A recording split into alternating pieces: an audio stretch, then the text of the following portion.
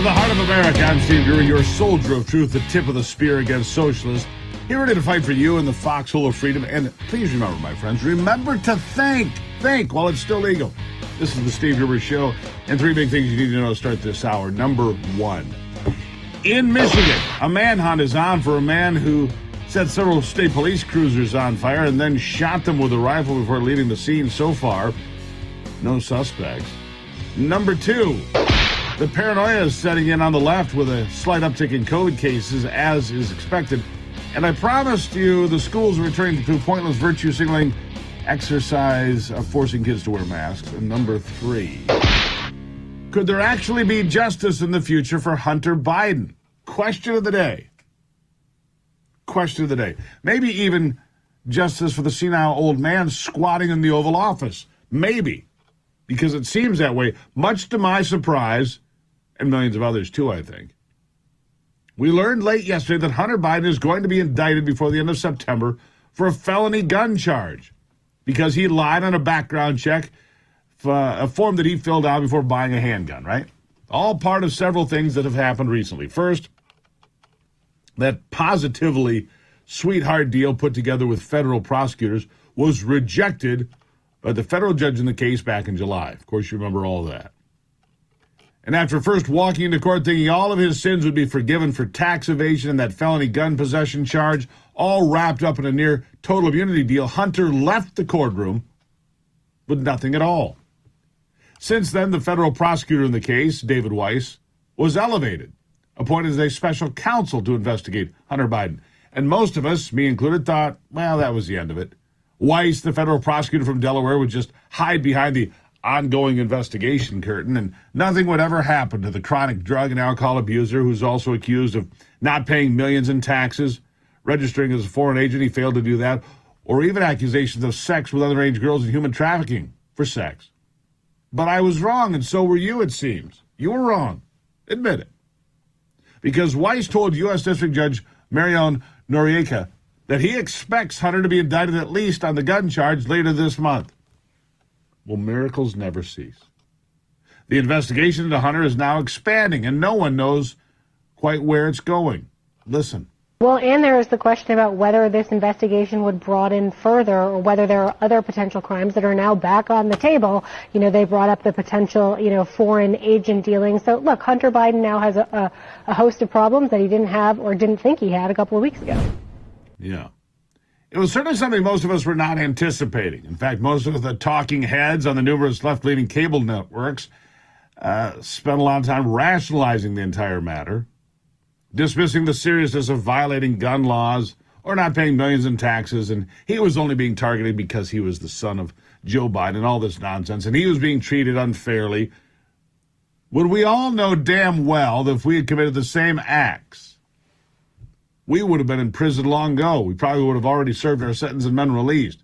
And the news that Hunter Biden may actually face consequences for committing crimes shocked CNN and all the rest.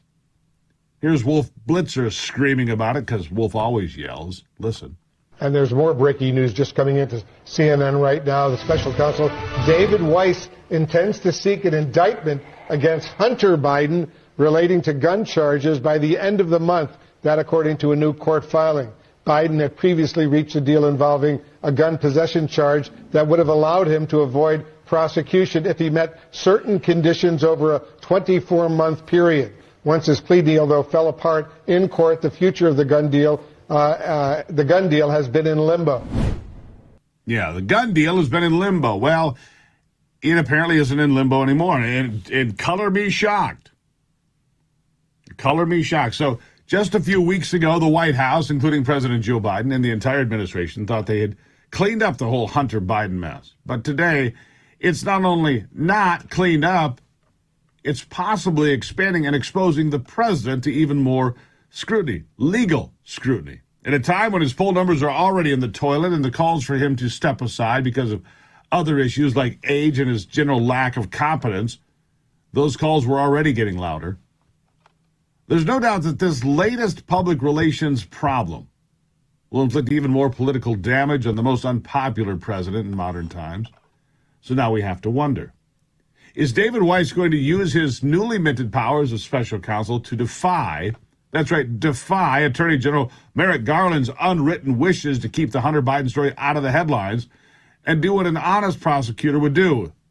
And that's actually follow the facts, even if those facts lead you directly to 1600 Pennsylvania Avenue.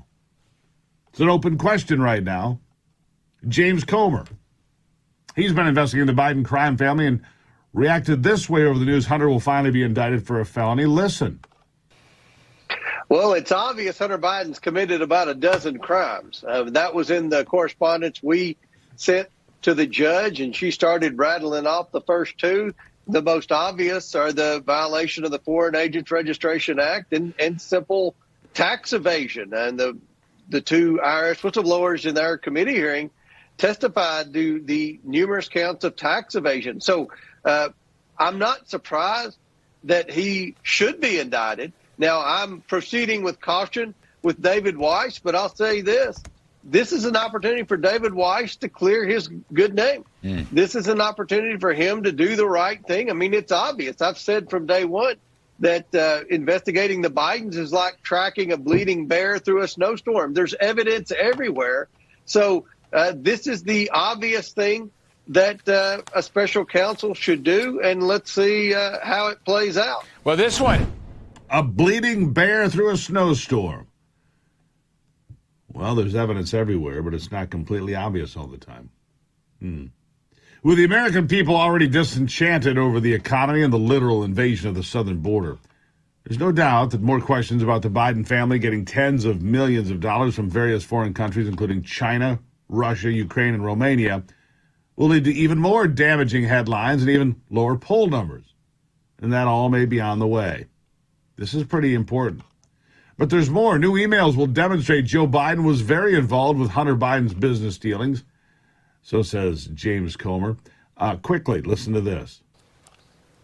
Well, the archives is saying that because it happened during the Obama administration, that Barack Obama will have 30 days to review all 5,400 of these emails in the pseudonyms.